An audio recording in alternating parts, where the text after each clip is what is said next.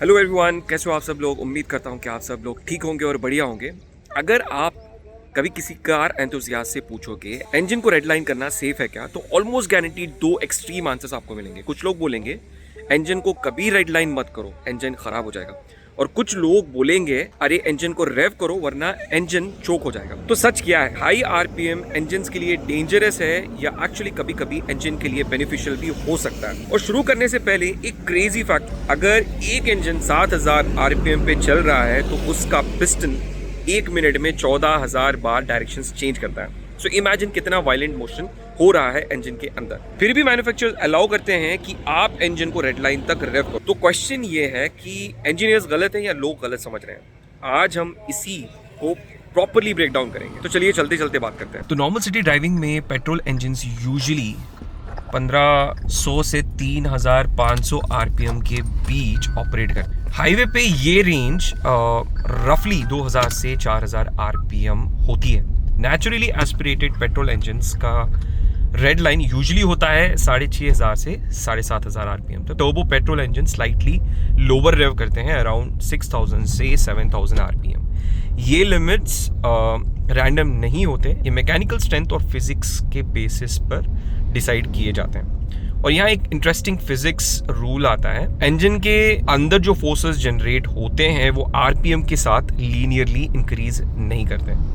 Linear increase का मतलब होता है अगर आरपीएम डबल हो जाए तो फोर्स भी सिर्फ डबल हो, लेकिन इंजन्स में ऐसा नहीं होता। इंजन के अंदर फोर्सेस इंक्रीज होते हैं आरपीएम के स्क्वायर के प्रोपोर्शन में। मतलब अगर इंजन स्पीड 3000 आरपीएम से 6000 आरपीएम हो गई तो फोर्सेस डबल नहीं होते, वो ऑलमोस्ट 4 टाइम्स ज्यादा हो जाते हैं। और ये फोर्सेस किस पे लगते हैं? Pistons, connecting rods, crankshaft, rod bolts और पिस्टन पिन्स पे।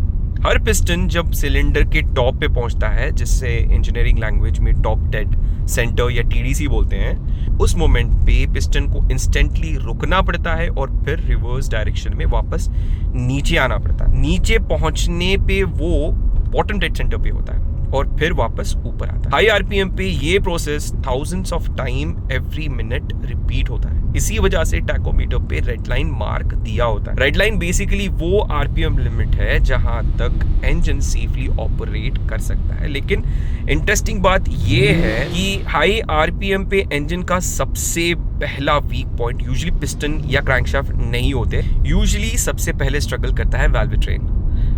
वाल्व ट्रेन इंजन का वो सिस्टम है जो इनटेक और एग्जॉस्ट वाल्व्स को कंट्रोल करता है। इस सिस्टम में सेवरल कंपोनेंट्स होते हैं: camshaft, lifters, rocker arms, valve springs, valves और भी बहुत कुछ। कैमशाफ्ट के लोब्स वाल्व्स को ओपन करते हैं और वाल्व स्प्रिंग उन्हें वापस क्लोज करते हैं। नॉर्मल आरपीएम पे ये सिस्टम परफेक्टली सिंक्रोनाइज्ड रहता है, लेकिन जैसे जैसे आरपीएम इंक्रीज होता है वाल्व्स को बहुत रैपिडली ओपन और क्लोज होना पड़ता है। एक पॉइंट पे वाल्व स्प्रिंग्स वाल्व्स को फास्ट इनफ क्लोज नहीं कर पाते और तब एक चीज होती है जिसे बोलते हैं वाल्व फ्लोट। वाल्व फ्लोट का मतलब बहुत सिंपल है। वाल्व कैमशाफ्ट के साथ कांटेक्ट लूज कर देता है। Instead of following the cam profile accurately, valve literally float करने लगता है। इसके दो डेंजरस कॉन्सिक्वेंसेस हो सकते हैं। पहला है इंजन पावर सडनली ड्रॉप हो जाएगा आपका। दूसरा, पिस्टन और वाल्व के बीच कोलिजन हो सकता है। और अगर पिस्टन और वाल्व कोलाइड कर गए तो यूजुअली वाल्व्स बेंड हो जाते हैं और इंजन डैमेज हो जाता है आपका। इसलिए मॉडर्न इंजन्स में रेव लिमिटर होता है। ईसीयू इंजन को रेड लाइन के ऊपर रेव करने से ऑटोमेटिकली रोक देता है। अब इंजन सर्वाइवल का सबसे इंपॉर्टेंट सिस्टम आता है विच इज ल्यूब्रिकेशन। इंजन के अंदर क्रैंकशाफ्ट और बेरिंग्स नॉर्मली एक दूसरे को टच बिल्कुल नहीं करते हैं। उनके बीच में एक एक्सट्रीमली थिन ऑयल फिल्म होता है। इसको इंजीनियरिंग में बोलते हैं हाइड्रोडायनामिक ल्यूब्रिकेशन। अब ये कैसे काम करता है? जब क्रैंकशाफ्ट रोटेट करता है उसके जर्नल्स ऑयल को अपने साथ खींचकर बेरिंग के अंदर ले जाते हैं। क्रैंकशाफ्ट, जर्नल और बेरिंग शेल के बीच जो गैप होता है जिसे बेरिंग क्लियरेंस बोलते हैं, वो परफेक्टली स्ट्रेट नहीं होता, तो स्लाइटली नैरोइंग वेज शेप होता है। जब ऑयल इस नैरोइंग स्पेस में एंटर करता है तो ऑयल कंप्रेस होने लगता है और प्रेशर बिल्डअप होता है और इसी प्रोसेस से एक हाइड्रोडायनामिक ऑयल वेज क्रिएट होता है। ये ऑयल वेज कंबशन फोर्सेस को सपोर्ट करता है। मतलब टेक्निकली क्रैंकशाफ्ट बेरिंग्स पे नहीं चल रहा होता, क्रैंकशाफ्ट लिटरली ऑयल के कुशन के ऊपर फ्लोट कर रहा होता है। हाई आरपीएम पे क्रैंकशाफ्ट फास्टर रोटेट करता है और ऑयल को ज्यादा एग्रेसिवली बेरिंग के अंदर पुल करता है। इसलिए कुछ सिचुएशंस में हायर आरपीएम लुब्रिकेशन को टेम्पररी इंप्रूव भी कर सकते हैं, लेकिन एक्सट्रीम आरपीएम पे ऑयल का स्ट्रक्चर ब्रेकडाउन होने लगता है। मॉडर्न इंजन के ऑयल सिर्फ सिंपल ऑयल नहीं होते, उनमें स्पेशल एडिटिव्स होते हैं जिसे बोलते हैं विस्कोसिटी मॉडिफायर्स। विस्कोसिटी का मतलब होता है ऑयल की थिकनेस। इंजन ऑयल को कोल्ड स्टार्ट पे थिन रहना पड़ता है ताकि वो क्विकली सर्कुलेट हो सके आपके इंजन में, लेकिन जब इंजन गर्म होता है तो ऑयल को थिक भी रहना पड़ता है ताकि वो हैवी लोड्स हैंडल कर सके। ये बैलेंस मेंटेन करने के लिए ऑयल्स में स्पेशल मॉलिक्यूल्स यूज होते हैं जिसे बोलते हैं पॉलीमर चेन्स। ये माइक्रोस्कोपिक चेन्स हीट के साथ एक्सपैंड होते हैं और ऑयल की विस्कोसिटी मेंटेन करते रहते हैं। लेकिन एक्सट्रीम आरपीएम और मैकेनिकल शेयर के अंदर ये पॉलीमर चेन ब्रेक हो सकते हैं। जब ये ब्रेक होते हैं ऑयल थिनर हो जाता है और प्रोटेक्शन रिड्यूस हो सकती है जो आपके गाड़ी में मिलती है। हायर आरपीएम पे क्रैंकशाफ्ट और कनेक्टिंग रॉड्स सम के ऑयल को वायलेंटली चर्न करते रहते हैं। अगर आप ब्लेंडर में लिक्विड को फास्ट स्पिन करते हो तो उसमें एयर बबल्स मिक्स हो जाते हैं ना, राइट? एग्जैक्टली वही चीज इंजन ऑयल के साथ भी हो सकती है। क्रैंकशाफ्ट जब हाई स्पीड पे ऑयल को हिट करता है तो ऑयल के अंदर भी टाइनी एयर बबल्स मिक्स हो जाते हैं। इस प्रोसेस को बोलते हैं ऑयल एरेशन।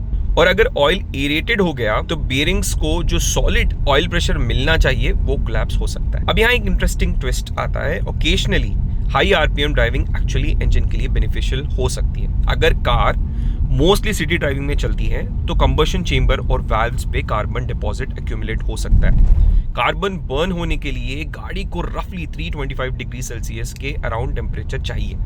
जेंटल ड्राइविंग में इंजन टेम्परेचर्स कभी कभी इतने हाई नहीं पहुंच पाते, लेकिन जब इंजन हाई लोड और हाई आरपीएम पे ऑपरेट करता है कंबशन टेम्परेचर इंक्रीज होता है और कार्बन डिपॉजिट बर्न ऑफ हो सकते हैं। इसी कॉन्सेप्ट को मैकेनिक्स कैजुअली बोलते हैं इटालियन ट्यून अप। और इसका एक और बेनिफिट होता है कि मॉडर्न एमिशन सिस्टम्स के लिए आजकल बहुत सी कार्स में डीपीएफ और जीपीएफ फिल्टर्स होते हैं जो एग्जॉस्ट सूट को ट्रैप करते हैं। टाइम के साथ ये फिल्टर्स क्लॉग हो सकते हैं। उन्हें क्लीन करने के लिए रीजनरेशन प्रोसेस होता है। रीजनरेशन के लिए एग्जॉस्ट टेम्परेचर हाई होना बहुत जरूरी है। और जब इंजन हायर आरपीएम और लोड पे ऑपरेट करता है तो एग्जॉस्ट टेम्परेचर इंक्रीज होता है और सूट बर्न हो जाता है आपका। टर्बोचार्जर एग्जॉस्ट गैसेस से ड्रिवन होता है। एग्जॉस्ट गैसेस एक्चुअली वो हॉट गैसेस होती हैं जो फ्यूल और एयर बर्न होने के बाद सिलेंडर से बाहर निकलती हैं। टर्बोचार्जर इन्हीं हाई स्पीड एग्जॉस्ट गैसेस को यूज करता है अपने टर्बाइन व्हील को स्पिन करने के लिए। लेकिन टर्बो सिस्टम एग्जॉस्ट फ्लो के लिए एक रिस्ट्रिक्शन भी क्रिएट करता है। हाई आरपीएम पे एग्जॉस्ट बैक प्रेशर इंक्रीज हो सकता है और इंजन को एग्जॉस्ट गैसेस बाहर पुश करने में एक्स्ट्रा वर्क करना पड़ता है। इस चीज को बोलते हैं पंपिंग लूसेस।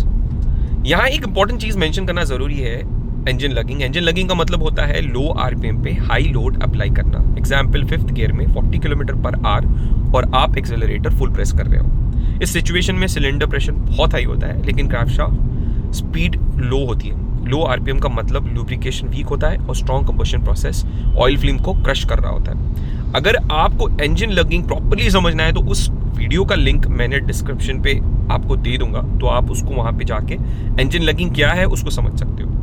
मोस्ट ड्राइवर्स सिर्फ कूलेंट टेम्परेचर गॉज देखते हैं, लेकिन कूलेंट इंजन से ज्यादा फास्ट वार्म अप हो जाता है। इंजन ऑयल को प्रॉपर ऑपरेटिंग टेम्परेचर तक पहुंचने में 10 से 15 मिनट लग सकते हैं। कूल ऑयल जो होता है वो थिक होता है और बेरिंग्स के माइक्रोस्कोपिक क्लियरेंसेस में प्रॉपर्ली फ्लो नहीं करता। इसलिए एक सिंपल रूल आपको फॉलो करना पड़ेगा। First warm the oil then explore the RPM.